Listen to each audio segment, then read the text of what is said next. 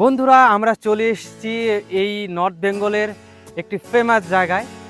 তো এইখানে অনেকেই ঘুরতে আসে, আর এখানে অনেক ট্যুরিস্ট লজ ইত্যাদি রয়েছে। তো তোমরাও আমাদের সাথে থাকো, এই ব্লগটা দেখো।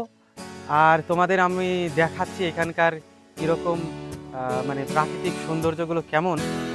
তবে সন্ধ্যা লেগে গেছে, তাড়াতাড়ি করতে হবে। তো তোমরা সাথে থাকো, আর ভিডিওটা ভালো লাগলে লাইক করো।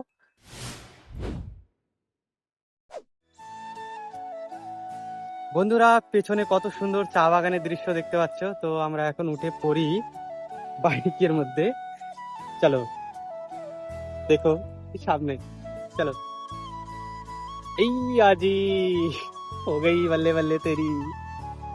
हाँ। আরে রে রে রে রে রে রে। দেখতে পাচ্ছ এখানে চারিদিকে চা বাগান, পুরো সবুজ। আর সামনে এটা একটা রিসর্ট।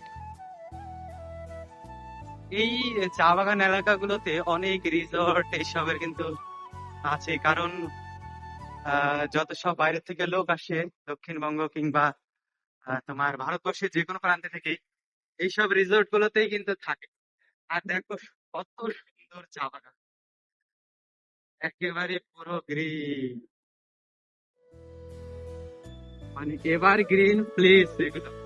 আর চা বাগানের মাঝে মাঝে বাড়ি। তো এই বাড়িগুলোর এমনি কোনো অসুবিধা নেই, ভিউ তো ভালোই দেখা যায়, কিন্তু এগুলোর একটা অসুবিধাও আছে। সেগুলো হচ্ছে এই জমিগুলোতে যখন স্প্রে করা হয় সেগুলোর গন্ধ কিন্তু দুর্গন্ধ খুবই খারাপ, মানে ক্ষতিকর। তো দেখতে খুব ভালো লাগে, কিন্তু সহ্য করাটা খুবই মুশকিল। তার কারণ অনেক সময় এই চা বাগানগুলোতে তোমার ঘাস মারা বা কিংবা আহ, লাল পোকার ওষুধ যেগুলো, ওগুলো কিন্তু খুবই বেশি হতো। এই যে দেখতে পাচ্ছ একটা ওয়াচ টাওয়ার, এটা ভেঙে গেছে। এগুলো কিন্তু সব ফরেস্ট। এগুলো হচ্ছে Gorumara national park. Gorumara national পার্কের পাশ দিয়ে আমরা যাচ্ছি। আর এটা রাস্তা, রাস্তার দুধারে চা বাগান আর জঙ্গল। তো জঙ্গলের মাঝখান দিয়ে যেতে একটা আলাদাই অনুভূতি আছে। তো এগুলো তোমাদের অন্য আর একদিন ঘুরে দেখাবো। আজকে সন্ধ্যা হয়ে গেছে, মানে সন্ধ্যা হবে হবে প্রায়। তো সেই রকম অবস্থা। হরণ দাও। এই দেখো এই জায়গাগুলো দেখো, এই তোমার দেওয়াল দেওয়া, ফরেস্টের পাশে অথচ দেওয়াল দেওয়া। তার কারণ কি, ওই দেখো একটা ময়ূর,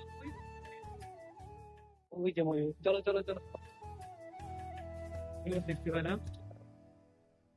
কেন বলছি এই জায়গাটা এত মানে দেওয়াল দেওয়া, তার কারণ হচ্ছে যে বাবুরা আছে না, সেই বাবুদের এগুলো জায়গা তারা কিনে রেখে দিয়েছে।